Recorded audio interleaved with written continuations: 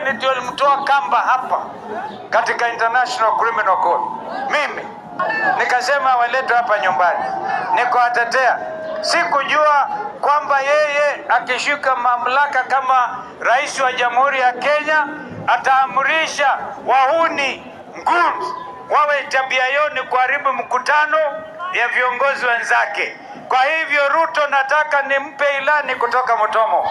Every commission of an excess nature towards abuse of human rights, towards crimes against humanity, we are documenting every such occurrence like happened in Kikuyu.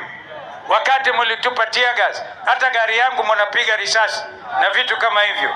Hiyo yote Ruto, tutakushinda. Wangapi anajua Ruto tutamshinda? Ruto tutakushinda.